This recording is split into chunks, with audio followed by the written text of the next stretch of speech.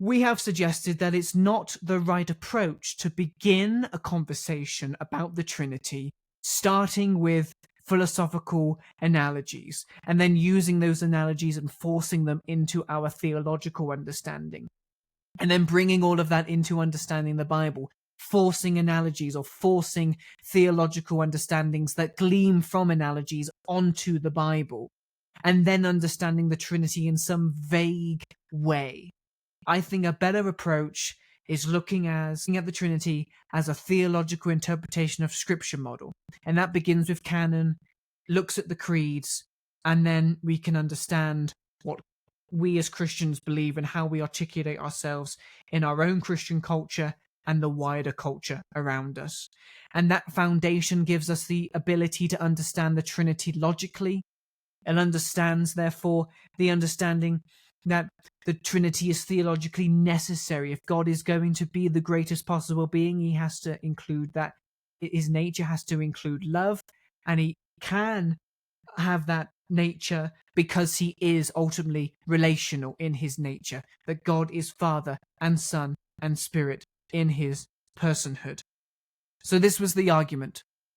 By using a theological interpretation of Scripture model, we will gain greater clarity on the Trinity, which will in turn help us understand the Trinity logically and understand that the Trinity has a theological necessity about who and what God is. The fact that the Bible truly does reveal to us that God is Father, Son, and Spirit, and yet God is one.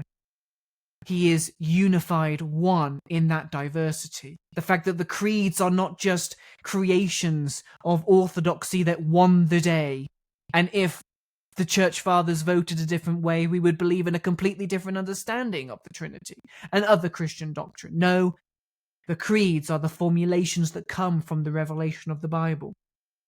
And from those two important C's, creed and canon, culture, is also so important to remember that the church community is founded upon that revelation and creeds.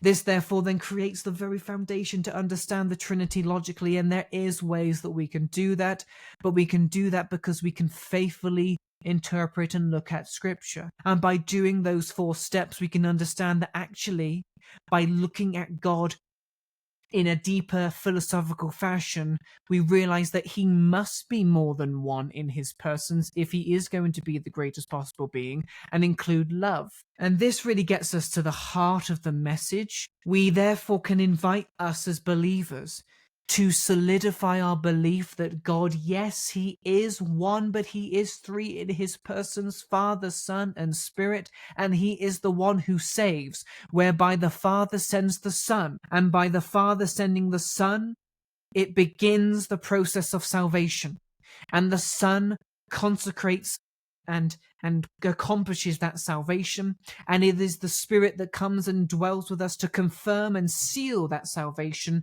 as we can live our lives as Christians. And 7th, it creates the key evangelistic tool to invite unbelievers outside of the church, Muslims, atheists, others that are religious but not Christian, to come and invite the unbeliever to taste and see that the Lord is good, that you can have a relationship with God because he is relational. Experience God for who he is, not just what he is.